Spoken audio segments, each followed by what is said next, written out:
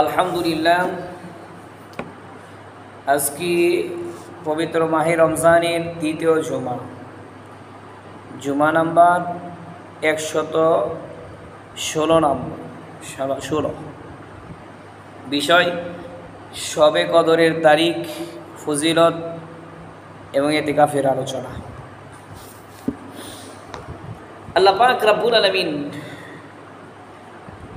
আজকে পবিত্র মাহে রমজানের 20তম দিনে আল্লাহর মসজিদ আসা তৌফিক দান করেছেন, আলহামদুলিল্লাহ। তো রমজানের 3 ভাগের 2 ভাগ চলে গেছে, আর 1 ভাগ আছে। পবিত্র মাহে রমজানের শেষের 10 দিন আগের 20 দিনের চাইতে অনেক গুরুত্বপূর্ণ, কারণ এই শেষের 10 দিনের মধ্যে আছে কি? লাইলাতুল কদর। আল্লাহ পাক রব্বুল আলামিন এই কদর সম্পর্কে সূরা কদর নাযিল করেছেন। আল্লাহ তাআলা বলেন, ইন্না আনজালনাহু ফি লাইলাতিল কদর, নিশ্চয় আমি পবিত্র কোরআনকে কদরের রাত্রিতে নাযিল করেছি। ওমা আদরাকা মা লাইলাতুল কদর, আল্লাহ তার রাসূলকে বলেন, ইয়া রাসূলুল্লাহ, আল্লাহ বলেন, হে রাসূল, আপনি কি জানেন কদরের রাত্রি এটা কি? লাইলাতুল কদরি খায়রুম মিন আলফি শাহর, আল্লাহ তাআলা জানায় রাসূল, কদরের রাত এটা এমন একটা রাত যা অন্য অন্য রাতের মতো নয়।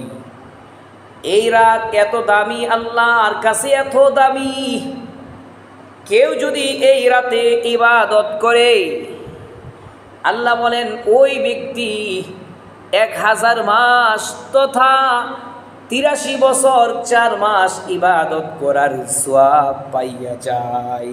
সুবহানাল্লাহ, এক রাত 83 বছরের সমান।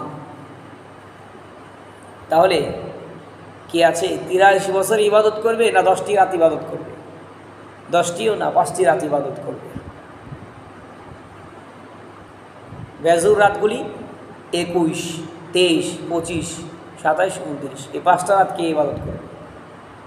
এই 5 রাত ইবাদত করি যদি আমরা 83 বছরের ইবাদত করার সমপরিমাণ সওয়াব পাই, তাহলে এটা হাতছাড়া করা মোটেও কোনো বান্দার জন্য উচিত না। আমাদেরকে যদি বলা হয় লাগাতার 10 দিন কাজ করতে হবে,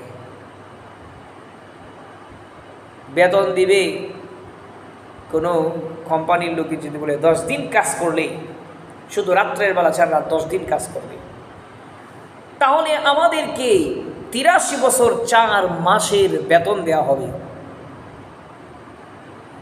তাহলে কি আছে সমাজের মধ্যে এই কাজটা করবে না? করবে না। লোক জায়গা দিয়ে খোলাইতে পারবে না, সবাই এই কাজ করতে রাজি। আরে 5 দিন ডিউটি করে যদি 83 বছর 6 মাস ইবাদত করা সওয়াব পাওয়া যায়, তাহলে এটা কে না করবে? সবাই এটা করতে চাইবে। যদি মাতার ব্রেন ঠিক থাকে, তাহলে এই সুযোগ কেউ হাতছাড়া করবে না। কিন্তু আমরা আল্লাহর পবিত্র কোরআন যেখানে ঘোষণা করেছেন, যে কোরআনের বিন্দু পরিমাণ সন্দেহ নাই, আল্লাহ বলেছেন এরা তালাশ করো, অবশ্যই অবশ্যই আল্লাহ 1000 মাসের সমান ইবাদতের সওয়াব দিবেন। তাহলে এই রাতকে আমরা অবহেলা করি,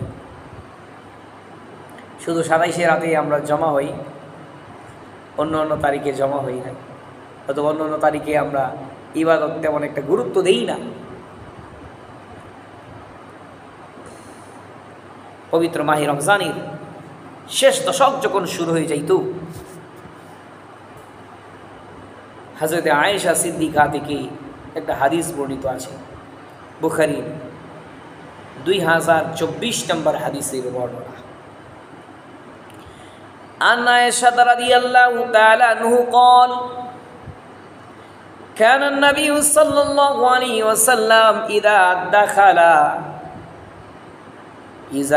دخل عشر شد مئزره وأيقاظه وأحيا ليلته وأيقاظ أهله আম্মা জান আয়েশা সিদ্দিকা রাদিয়াল্লাহু তাআলা আনহা বলেন, রমজানের শেষ দশক যখন শুরু হয়ে যায়, আল্লাহর হাবিব তার লুঙ্গিকে টাইট করে বাঁধতেন।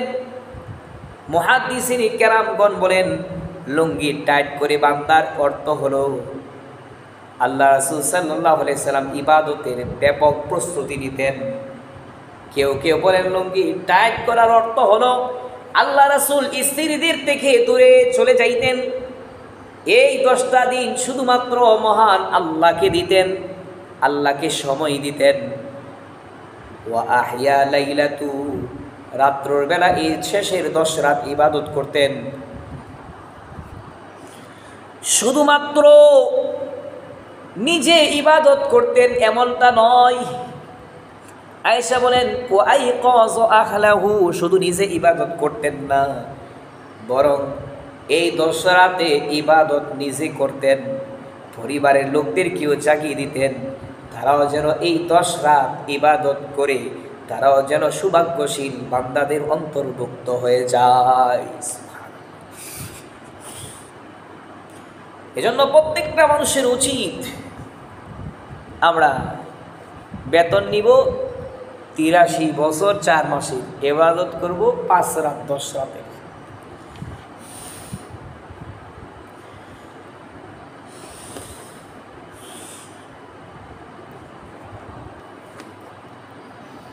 এই শবে কদর শেষ দশকের প্রত্যেক বেজুর রাতে হওয়ার সম্ভাবনা আছে। বুখারীর এক হাদিসে পাওয়া যায় 21 রাত বেজুর রাত, এই 21 রাত শবে কদর এর একটা লক্ষণ পাওয়া গেছে। 23 রাতের কথা আছে মুসলিম শরীফের 2665 নম্বর হাদিসের বর্ণনা। আল্লাহ রাসূলের সাহাবী আব্দুল্লাহ ইবনে উনাইস রাদিয়াল্লাহু তাআলা আনহু বলেন, আল্লাহর হাবিব রাহমাতুল লিল আলামিন বলেছেন, লাইলাতুল কদরের রাত সম্পর্কে আমাকে জানানো হয়েছে। লাইলাতুল কদর রাতের বেলায় আমাকে স্বপ্নে দেখানো হয়েছে আমি লাইলাতুল কদরের রাতে ইবাদত করেছি। আল্লাহর হাবিব বলেন, আমাকে স্বপ্নে দেখা হয়েছে যেদিন লাইলাতুল কদর হয়েছে সেই রাত্র আমি ইবাদত করেছি। যেহেতু রমজানের শেষ দশকে রাসূল ইবাদত করতেন, এই শেষ দশকের কোনো একটার ভিতরে কোনো একটা বেজুর সংখ্যা বেজুর রাতের বেলায় অবশ্যই তো লাইলাতুল কদর গেছে। রাসূল কয়, আমাকে সেই রাতটা সম্পর্কে স্বপ্নে দেখানো হয়েছে যে আমি সেই রাতে সেজদা করেছি কাদা মাটি এবং পানি, বৃষ্টির পানি কাদা মাটির মধ্যে আমি সেজদা করেছি। বোঝা গেল যেদিন লাইলাতুল কদর হবে সেই দিন বৃষ্টি হয়েছিল, এটা একটা লক্ষণ।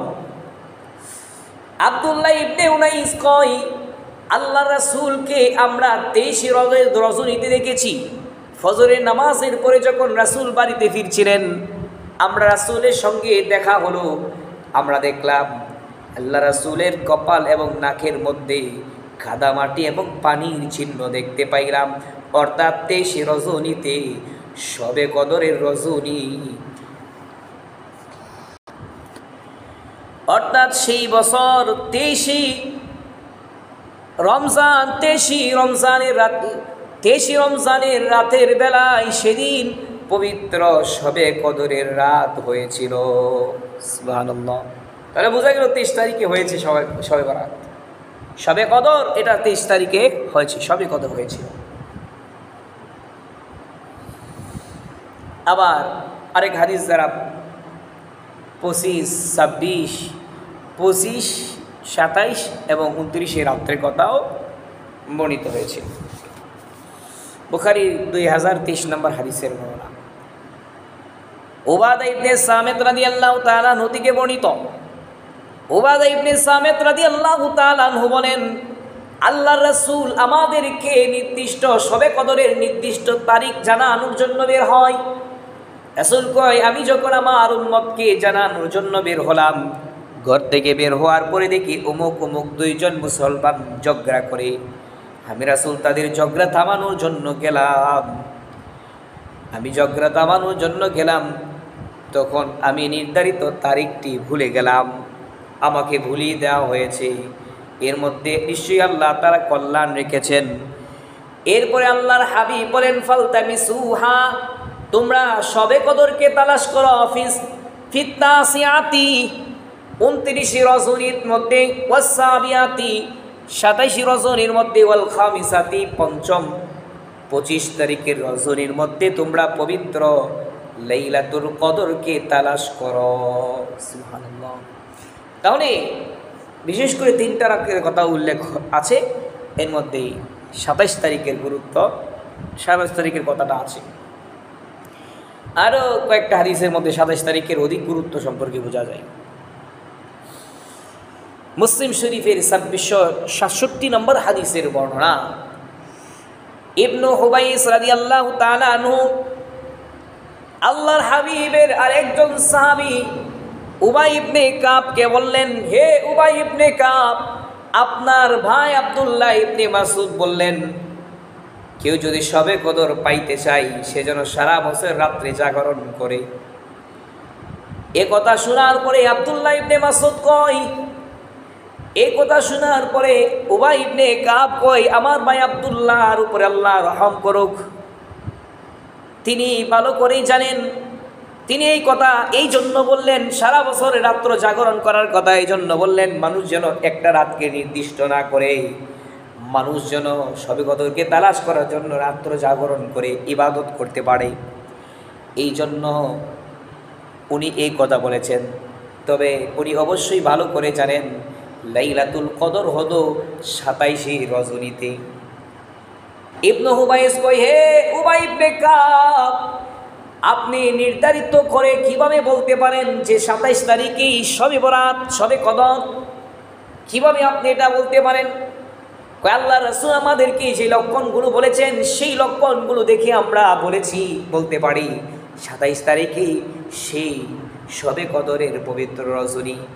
কারণ আল্লাহ রাসূল আমাদেরকে জানিয়েছেন, আনতাতলু শামসু ফিস সাবিহাতি ইয়াউমাহা, যেই দিন শবে কদর হয়, যেদিন শবে কদর হয়, যেই রাত শবে কদর হয়, এর পরের দিন দিনের বেলায় খুব ভোরে সূর্য স্পষ্ট উদিত হয় এবং ওয়াল বাইদা লা শাআ লাহা, তবে এই সূর্যের রোদের কোনো প্রখরতা থাকে না। এই আলামতগুলো দেখলে আমরা বুঝতে পারি 27 তারিখের রজনী হলো পবিত্র শবে কদরের রজনী। বিশেষভাবে 27-এর গুরুত্ব দেওয়া হয়েছে সেখানে। মুসলিম শরীফের 2669 নম্বর হাদিসের বর্ণনা, আল্লাহর হাবিবের সাহাবী আবু হুরায়রা রাদিয়াল্লাহু তাআলা আনহু বলেন, আমরা আল্লাহ রাসূলের সামনে শবে কদর সম্পর্কে আলোচনা করতেছিলাম, দিনটা কোন দিন। আল্লাহর হাবিব তখন আমাদেরকে স্পষ্ট করার জন্য আল্লাহ রাসূল বললেন, এ আবু হুরায়রা, আইয়ুকুম ইউজকারু, তোমাদের মধ্যে কে আছে এই কথাগুলো মনে রাখবে।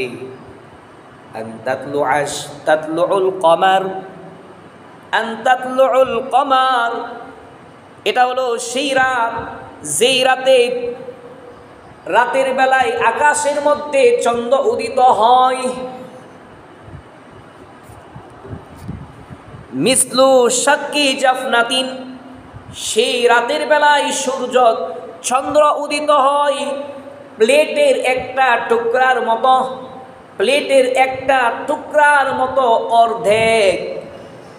চন্দ্র যেদিন উদিত হয় সেই দিন হলো শবে কদর। আর ওই দিনটা 27-এর প্রত্যেক আরবি মাসের 27 তারিখেই প্লেটের টুকরার মতো দিতে হয় প্লেটের টুকরার মতো অর্ধেক, প্লেটের টুকরার মতো অর্ধেক, প্লেটের টুকরার মতো অর্ধেক 27 তারিখের রজনীতে হয়। এই হাদিস দ্বারা বোঝা যায় পবিত্র মাহে রমজানের 27 তারিখের রজনীতে পবিত্র কদরের রজনীকে আল্লাহ রেখেছেন। সুবহানাল্লাহ। আইয়ুকুম ইউজকারু, কে আছে মনে রাখবে জান্তাতলু আল কমার, সূর্য উদিত, চন্দ্র উদিত হবে মিসলু শাক্কি জাফনাতিন, প্লেটের অর্ধেক টুকরার মতো। প্রত্যেক আরবি মাসের 30 তারিখেই প্লেটের টুকরার মতো চন্দ্র অর্ধেক উদিত হয়। বোঝা গেল এই হাদিস দ্বারা 27 তারিখেই হলো মহান আল্লাহ পবিত্র শবে কদরকে 27-এর রজনীতেই রেখেছেন। প্রত্যেক আরবি মাসের 1 তারিখে চাঁদ উঠে কাশির মতো, এরপর ভরতে থাকে, ভরতে ভরতে 14 তারিখে পরিপূর্ণ হয়। এরপরে এটা আবার আস্তে আস্তে কমতে থাকে 14 তারিখের পর থেকে। যখন 27 তারিখ হয় এটা অর্ধেক হয়ে যায়, পূর্ণ চাঁদ এটা অর্ধেক হয়ে যায় 27-এর রজনীতে রমজান মাসারাও।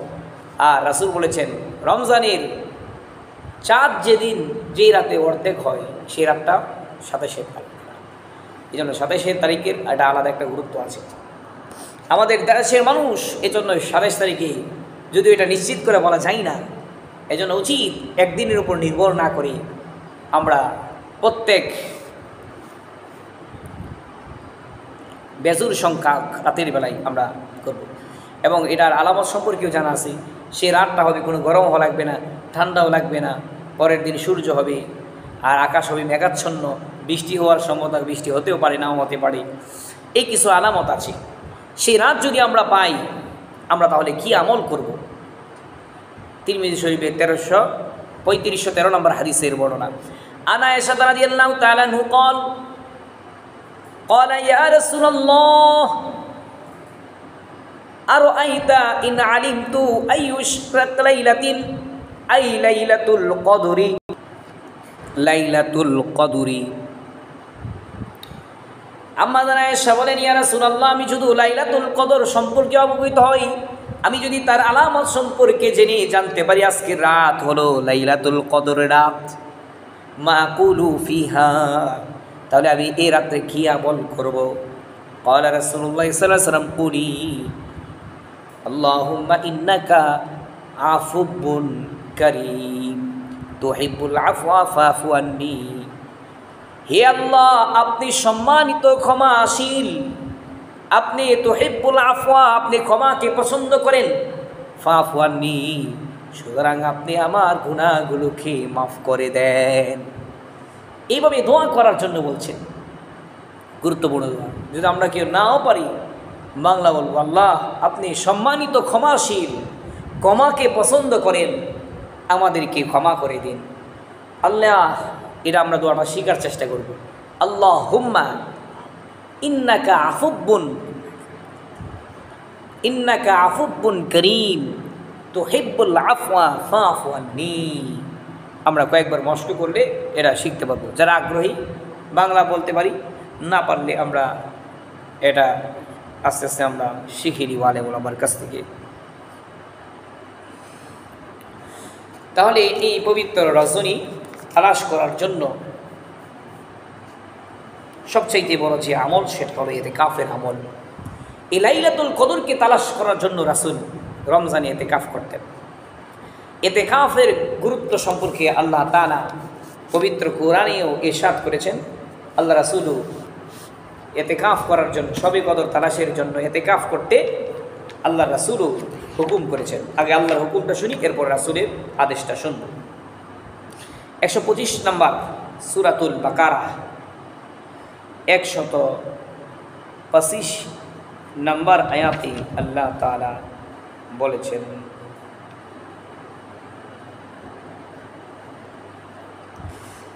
আল্লাহ বলেন ওয়াহিদনা ইলা ইব্রাহিমা ইসমাঈলা আন তাহিরা বাইতিয়া লিত-তাইফিনা ওয়াল আকিফিনা ওয়ার রুকআইস সুজুদ। আল্লাহ পাক রব্বুল আলামিন ইব্রাহিম আলাইহিস সালাতু ওয়াস সালাম এবং তার সন্তান ইসমাইলকে ডাক দিয়া কয়, কাবা নির্মাণ শেষ করার পরে তাদেরকে বললেন, তাদের কাছ থেকে অঙ্গীকার নিলেন, আন তাহিরা বাইতিয়া লিত-তাইফিনা, হে ইব্রাহিম ইসমাইল, আমার ঘরকে তোমরা পবিত্র করো, লিত-তাইফিনা ওয়াল আকিফিনা ওয়ার রুকআইস সুজুদ। তিন শ্রেণীর মানুষের কথা আল্লাহ বিশেষভাবে উল্লেখ করেছেন। তোমরা এতেকাফকারী, তাওয়াফকারী, রুকু সেজদা নামাজ আদায়কারীর জন্য তোমরা আমার ঘরকে পবিত্র করো। অন্য এক আয়াতে আল্লাহ বলেন আতাকিফু, তোমরা এতেকাফ করো, তোমরা এতেকাফ করো। তাহলে আল্লাহর নির্দেশ হলো এতেকাফ করো, কারণ এতেকাফের আমল এই আমলের মতো অন্য কোনো আমল এত সওয়াব নেই। পবিত্র মাহে রমজানের শেষ দশকের সবচেয়ে শ্রেষ্ঠ আমল হলো এতেকাফের আমল। রাসূল এতেকাফ করার জন্য, শবে কদর তালাশের জন্য এতেকাফ করেছেন। বুখারী 825 নম্বর 15 নম্বর হাদিস। আবু সাঈদ খুদরি রাদিয়াল্লাহু তাআলা আনহু বলেন, ইতাকাফা রাসূলুল্লাহ সাল্লাল্লাহু আলাইহি সাল্লাম 10 ওয়ালি মিনাল রমাদান, রমজান মাসের আল্লাহ রাসূল প্রথম 10 দিন এতেকাফ করলেন। ওয়াতাকাফনা মাহু রাসূলুল্লাহি ওয়া রাসূলিল্লাহি, আমরা রাসূলের সাথে সাহাবীরা এতেকাফ করলাম। ফাতাউ জিবরাইল আলাইহিস সালাতু ওয়াস সালাম, আল্লাহর ফেরেশতা জিবরাইল আলাইহিস সালাম আসলেন। ক্বালা ইয়া রাসূলুল্লাহ, হে রাসূল, ইন্নাল্লাযী তাতলুবু আমামাকা, আপনি যে উদ্দেশ্যে এতেকাফ করেছেন শবে কদর তালাশের জন্য সেটা পান নাই। ফাইন্নাল্লাযী তাতলুবু আমামাকা, যেটা খুঁজতেছেন সেটা সামনে আছে। আল্লাহ রাসূল তখন সাহাবীদেরকে নিয়ে এর পরের 10 দিন আমার এতেকাফ করলেন, মাঝখানের 10 দিন এতেকাফ করলেন। জিবরাইল আবার আসলেন, আল্লাহ রাসূলকে বলেন, ইন্নাল্লাযী তাতলুবু আমামাকা ইয়া রাসূলুল্লাহ, যেই এতেকাফ করেছেন যেই শবে কদর তালাশের জন্য এটা এখনো পান নাই, সামনে আছে, তালাশ করুন, সামনে আছে, তালাশ করুন।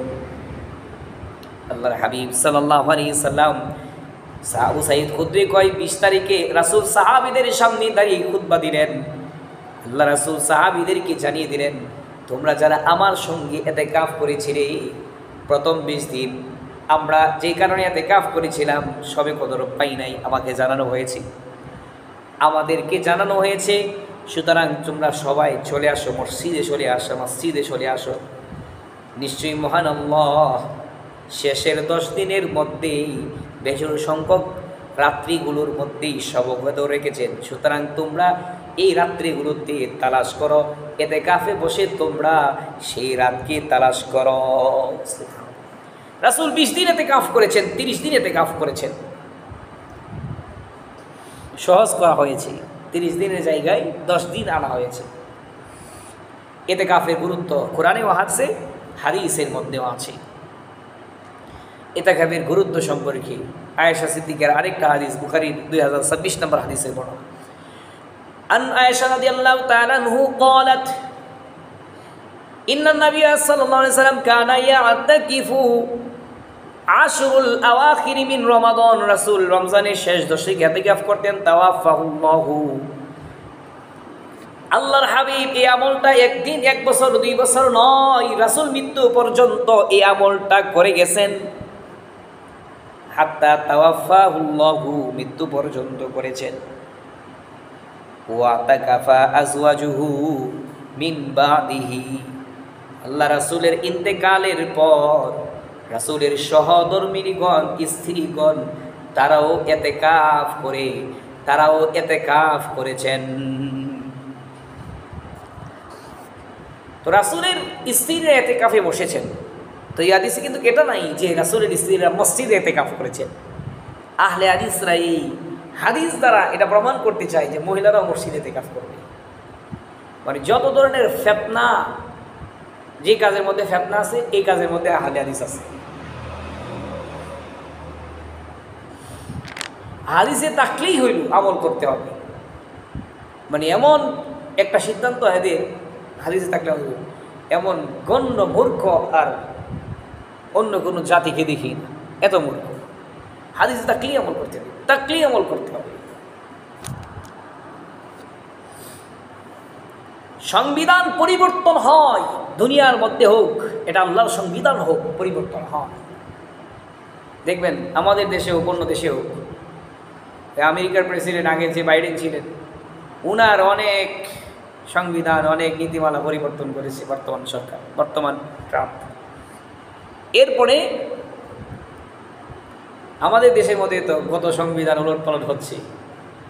আগে সরকারের আমলে একটা ছিল, এখন তো সরকারে আরও সংবিধান পাল্টাতেছে, আর সামনে যারা আসবে আরও পাল্টাবে। সংবিধানের 12টা বাজায় দিচ্ছে, উলটপালট হচ্ছে, যার যেটা মন চাই।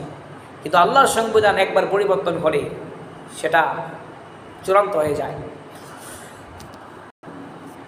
এক এক নবীর আমলে এক একটা ছিল, এক এক রকম ছিল, কিন্তু সব নবীর সংবিধান একরকম নয়। মুসা নবীর সংবিধান ছিল অনেক কঠিন। এরা নাপাক লাগলে শরীর যেই জায়গা লাগবে, কাপড়ের যে জায়গা লাগবে, সে কাপড় কেটে একবারে ফালাই দিতে হইত, কঠিন। আবার ঈসা নবীর জামানার মধ্যে সংবিধান খুব সহজ, নাপাক লাগলে ধৌত করতে হয় না, এই নাপাক কাপড় নিয়েও নামাজ পড়া যায়। আবার আমাদের নবীর মধ্যে একটা পরিবর্তন আসছে, কাপড় ধৌত করে এরপরে কি করতে হবে, নামাজ পড়তে হবে। সেই কাপড় একবার কাপড় নাফার লাগলে এটা আর ফালাই দিতে হবে। তো রাসূলের জামানার মধ্যেও রাসূলের প্রথম যুগে কিছু বিধান ছিল, সেগুলো পরে রহিত হয়ে গেছে। কিন্তু এটা আহলে হাদিস মানতে রাজি না, এরা দুমসে আমল করতেই থাকবে, আমল করতেই থাকবে।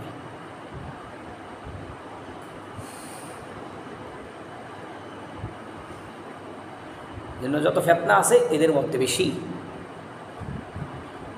এরা বলে মহিলারা ইতিকাফ করবে মসজিদে। এবার বলুন, মহিলারা মসজিদে ইতিকাফ করবে? মহিলাদের এমনি তাদের বুদ্ধি কম, এরা মসজিদের অবস্থা কেমন করবে? এরা যদি মসজিদে ইতিকাফ করে 10 দিন থাকে, এই মসজিদের মধ্যে আর মানুষ যাইতে পারবে না।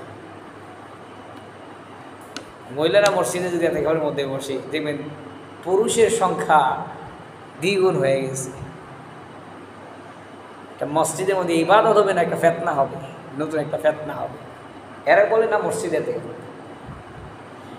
রাসূলের সহধর্মিনীগণ ইতিকাফ করেছেন মসজিদে নয়, বাড়িতে।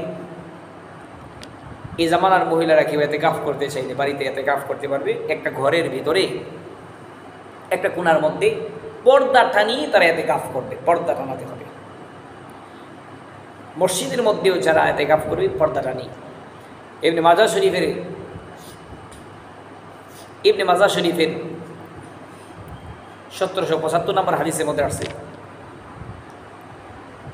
ইতাকাফা রাসূলুল্লাহ সাল্লাল্লাহু আলাইহি ওয়াসাল্লাম ফি কুব্বাতিন তুরকিয়াতিন, একটা তুর্কি তাঁবুর মধ্যে রাসূল ইতিকাফ করেছেন।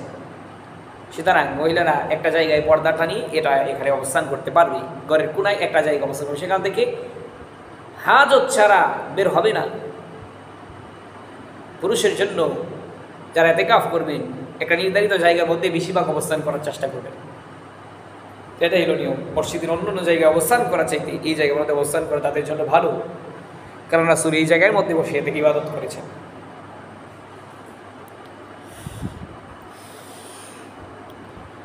তো রাসূল সাল্লাল্লাহু আলাইহি ওয়াসাল্লামের সহধর্মিনীগণ ইতিকাফ করেছেন।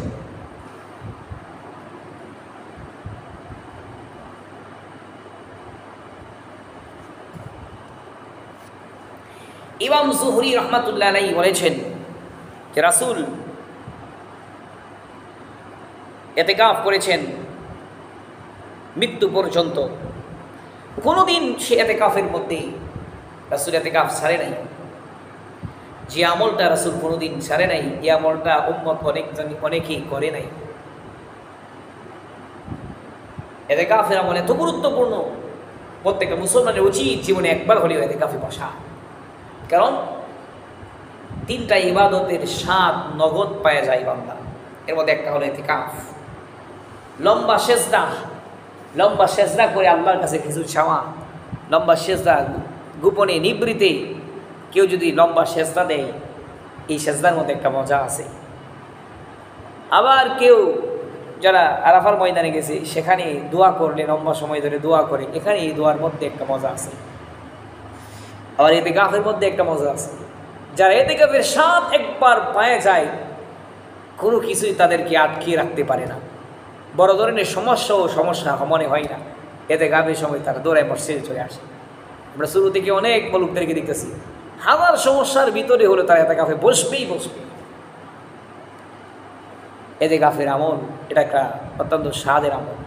যারা একবার করেছেন চাইবেন জীবনে এটা যেন না ছুটে।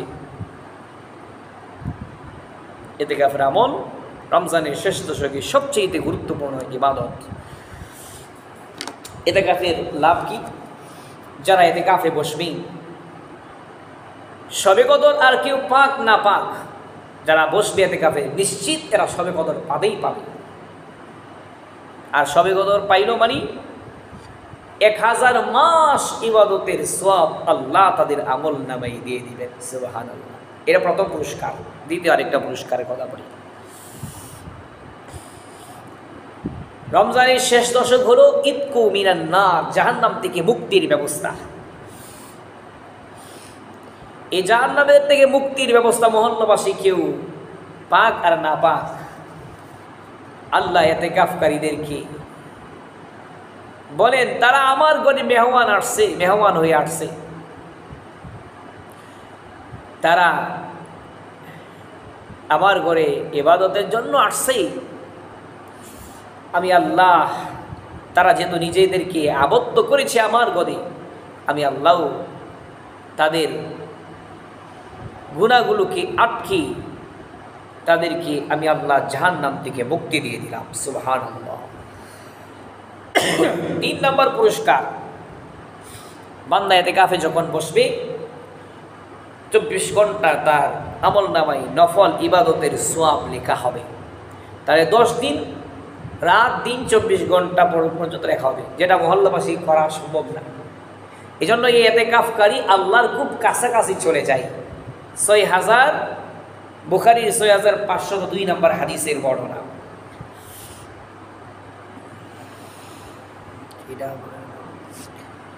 আল্লাহর হাবিবের সাহাবী আবু হুরায়রা কয়, রাসূল বলেছেন, আল্লাহর হাবিব রাহমাতুল লিল আলামিন বলেন, আল্লাহ তাআলা জানায় দেয়, বান্দা মহান আল্লাহর কাছাকাছি যায় নফল ইবাদতের মাধ্যমে। কারণ ফরজ ইবাদত এটা তো আল্লাহর হুকুম, বান্দার উপরে দায়িত্ব তাকে অবশ্যই তাকে পালন করতে হবে। আল্লাহর হাবিব বলেন, এই জন্য বান্দা নফল ইবাদতের মাধ্যমে সবচেয়ে আল্লাহর নিকটবর্তী হয়ে যায়, যেটা আল্লাহ তার উপরে বাধ্যতামূলক করে নাই। দুনিয়ার কোনো কোম্পানির দিকে যদি আমরা তাকাই, যদি কোনো ব্যক্তি, কোনো কর্মচারী, তাদের ডিউটি হলো সকাল 9টা থেকে 4টা পর্যন্ত, সমস্ত কর্মচারীরা তাদের ডিউটি পালন করে 9টা থেকে 4টা পর্যন্ত। কিন্তু একজন লোক অতিরিক্ত সে কাজ করে, কাজকে মোহাব্বত করে অতিরিক্ত সময় অফিসে দেয়, ভিন্ন আরো কাজ করে, অতিরিক্ত আরো কাজ করে, সে বাড়িতে যাইতে 5টা 6টা হয়ে যায়। এইভাবে যদি সে প্রতিদিন কয়েকদিন পর্যন্ত করে, মালিকের নজরে সে পড়ে যাবে, তার পদোন্নত হয়ে যাবে, অন্যান্য কর্মচারী চাইতে সে মালিকের কাছে প্রিয় হয়ে যাবে, কাছাকাছি হয়ে যাবে। ঠিক তেমনি ভাবে ফরজ ইবাদত পালন করার পরেও যদি কোনো বান্দা নফল ইবাদতের জন্য মসজিদে সময় দেয়, রমজানের শেষ দশকে আমরা ফরজ নামাজ পড়ে বাড়িতে চলে যাব, কিন্তু এতেকাফকারীরা বাড়িতে যাবে না, বসে বসে তারা নফল ইবাদত করবে। আল্লাহ বলবেন, আমার বান্দারা ফরজ ইবাদত করেছে, তাদের দায়িত্ব পালন করে চলে গেছে, কিন্তু এতেকাফকারীরা এটা তাদের উপরে ফরজ ছিল না, তারা নফল হিসেবে ফরজ ছিল না, এরপরেও তারা আমার ঘরে বসে বসে ইবাদত করে।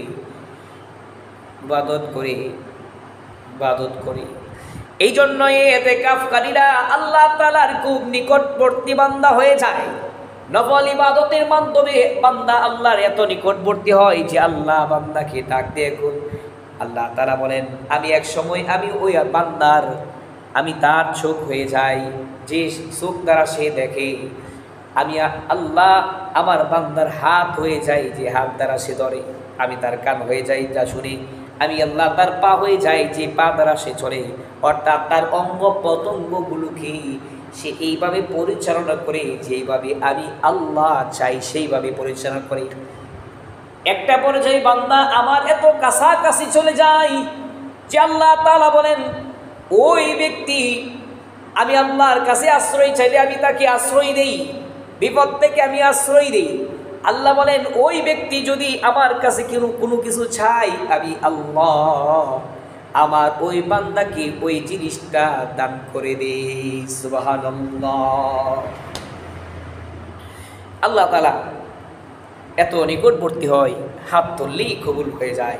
ইতিকাফকারীরা আল্লাহর সবচেয়ে নিকটবর্তী হয়ে যায়, আল্লাহর মসজিদে চলে আসে। এই জন্য ইতিকাফকারীদের কাছ থেকে মহল্লাবাসী দোয়া নেওয়া উচিত, তাদের খোঁজ খবর রাখা উচিত।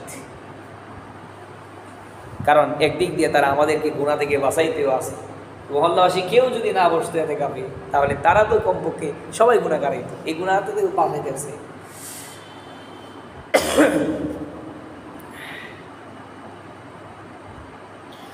ইতিকাফকারীর 4 নম্বর পুরস্কার। ইবনে মাজার 1781 নম্বর হাদিসের বর্ণনা। আর ইবনে আব্বাস রাদিয়াল্লাহু তাআলা আনহু قال رسول الله صلى الله عليه وسلم في المعتكف يعكف ذنوبا। আল্লাহ তাআলা রাসূল বলেন, ইতিকাফকারীরা তারা দুনিয়ার অন্যান্য গুনাহ থেকে বেঁচে থাকে মসজিদে অবস্থান করার কারণে।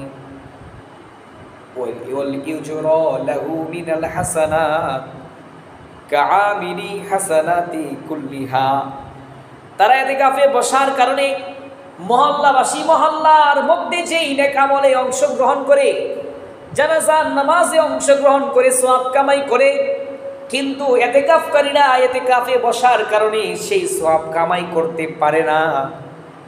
মহল্লাবাসী কোনো রোগী দেখতে গিয়ে সওয়াব কামাই করে, কিন্তু ইতিকাফকারী ইতিকাফে বসার কারণে সেই সওয়াব সে কামাই করতে পারে না। আল্লাহর হাবিব বলেন, আল্লাহর হাবিব সাল্লাল্লাহু আলাইহি ওয়াসাল্লাম বলেন, অন্য দোয়ার মাহফিলে মহল্লাবাসী অংশ নিলেও ইতিকাফকারীরা মসজিদ থেকে বের হয়ে সেই দোয়ার মাহফিলে অংশগ্রহণ করতে পারে না, যদিও তারা ওই নেক আমলগুলোর মধ্যে অংশগ্রহণ করতে না পারে। ইতিকাফে বসার কারণে যেই আমলগুলো মহল্লাবাসী করবে কিন্তু তারা করতে পারবে না। ইতিকাফে বসার কারণে মহান আল্লাহ মহল্লাবাসীর সম পরিমাণ সওয়াব আল্লাহ ইতিকাফকারীদের আমল নামাই দিয়া দেয়। সুবহানাল্লাহ। ইতিকাফের 5 নম্বর ফজিলত। বাইহাকি তাবরানী শরীফের এক হাদিস।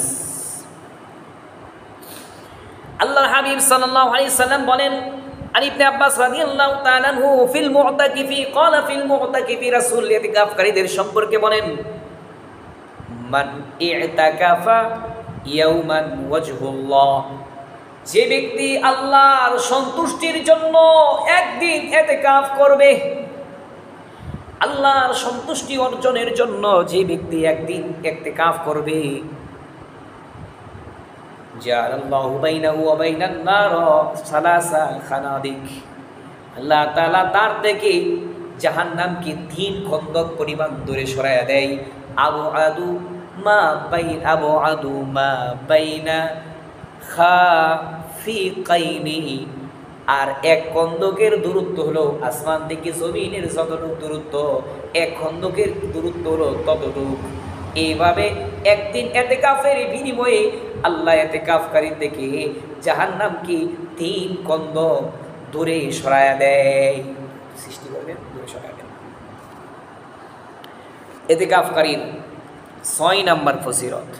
قال النبي صلى الله عليه وسلم বাইহাকি শরীফের এক হাদিস, আল্লাহর হাবিব সাল্লাল্লাহু আলাইহি ওয়াসাল্লাম বলেন, মান ইতিকাফা ওয়াজহুল্লাহ, যে আল্লাহর জন্য ইতিকাফ করে, কানা কাহাজ্জাতাইনি ওয়া উমরাতাইনি, আল্লাহ তাআলা তার আমলনামায় 2টা কবুল হজ 2টা কবুল উমরার সওয়াব দিয়া দেয়।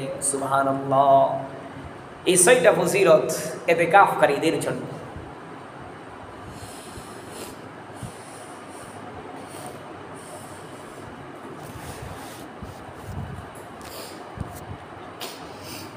ইতিকাফ 3 প্রকার: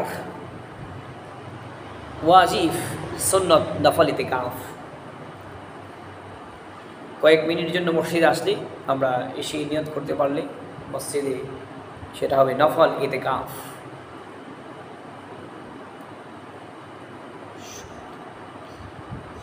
ইতিকাফের শর্ত, অবশ্যই বালিগ হতে হবে, বুঝমান ব্যক্তি হতে হবে।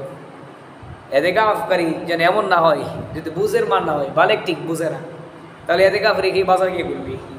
এই জন্য বুঝ শক্তি থাকতে হবে, ইতিকাফ রেখে বের হওয়া যাবে না। ইতিকাফকারী অবশ্যই রোজা অবস্থায় হতে হবে। এই জন্য একাধিক মানুষ ইতিকাফ করা চাই, কারণ একজন অসুস্থ হয়ে গেল, অসুস্থতার কারণে তাকে রোজা ভাঙতে হলো, তাহলে ইতিকাফও নষ্ট হয়ে গেল, মহল্লাবাসী সবাই গুনাহগার হয়ে গেল। একাধিক থাকলে তাহলে একটা সহজ হয় কি, একজনের অসুস্থ হলেও আরেকজন চালিয়ে নিতে পারবে। আদব, ইতিকাফের কয়েকটি আদব। একটা হলো বেশি বেশি ইবাদত করা। প্রয়োজন ছাড়া ইতিকাফকারীরা কারোর সঙ্গে কোনো কথা বলবে না, নিজেদের মধ্যেও না। প্রয়োজন ছাড়া, প্রয়োজনে তারা কথা বলবে না, কথা ইবাদত করবে। ইবাদত করতে না পারলেও চুপ করে বসে থাকবে, শুয়ে থাকবে, মনে মনে আল্লাহর জিকির করবে, আল্লাহকে স্মরণ করবে, কিন্তু প্রয়োজন ছাড়া অতিরিক্ত কথা বলবে না। মসজিদের নির্দিষ্ট স্থানে তারা অবস্থান করবে, পর্দা টানিয়ে, যেটা বললাম আগে, সেখানে তারা অবস্থান করবে। ইতিকাফ ভেঙে যায় কয়েকটা কারণে। এর মধ্যে একটা কারণ হলো তারা প্রয়োজন ছাড়া মসজিদ থেকে বের হয়ে এদিক সেদিক ঘোরাফেরা করা। মসজিদ থেকে তারা বের হতে পারবে কয়েকটি কারণে। বাড়িতে কেউ নাই, খাবার আনার কোনো ব্যবস্থা নেই, তাহলে বাড়িতে যাবে, বাড়ির লোকদের সাথে প্রয়োজন ছাড়া কথাবার্তা না বলে দ্রুত মসজিদে চলে আসবে খাবার নিয়ে। সেখানে গিয়ে আবার বাড়ির স্ত্রীদের সাথে খুশি গল্প করা যাবে না। যদি কেউ যায় খুশি গল্প করে স্ত্রীর সাথে মিলিত হয়, তাহলে ইতিকাফ হয়ে যাবে। ওয়ালা তুবাশিরুহুন্না ওয়া আনতুম আকিফুন, ইতিকাফ করি অবস্থায় তোমরা স্ত্রীদের সাথে সহবাস করিও না, মিলিত হয়েও না, আল্লাহ নিষেধ করেছেন। এমনটা করলে ইতিকাফ ভেঙে যায়। প্রয়োজন প্রস্রাব পায়খানার জন্য সে মসজিদ থেকে বের হতে পারবে, ফরজ গোসলের জন্য বের হতে পারবে, এমনি গোসলের জন্য মসজিদ থেকে বের হতে পারবে না। সুতরাং কেউ যখন প্রস্রাব করতে যাবে না, ইতিকাফকারীরা প্রস্রাব করতে যখন যাবে তখন তারা প্রস্রাব করে, প্রস্রাব পায়খানা করে আসার সময় আবার গোসল করে চলে আসবে, নিয়ত করে বের হবে প্রস্রাব পায়খানা করার জন্য যাচ্ছি, যদি গোসল ফরজ না হয়। এই কয়েকটা কারণে ইতিকাফ ভেঙে যায়। ইতিকাফকারীরা জানাজার নামাজ, অন্যান্য ইবাদতে, ইফতার পার্টিতে অংশগ্রহণ করতে পারবে। আমাদের এই মসজিদে 2 জন ইতিকাফ বসবেন, আপনারা সবাই ওনাদের জন্য দোয়া করবেন, ওনারা যেন সুন্দরভাবে নিয়ম মেনটেন করে ইতিকাফকে সম্পূর্ণ করতে পারেন। পাশাপাশি ইতিকাফকারীর জন্য করবেন, ইতিকাফ যারা বসবেন তারাও মহল্লাবাসীর জন্য দোয়া করবেন, মহল্লাবাসী ইতিকাফকারীদের কাছে দোয়া চাবেন। আল্লাহ আমাদেরকে কথাগুলোর উপর আমল করা তৌফিক দান করুক। যারা শুনে পড়ে নাই, কবর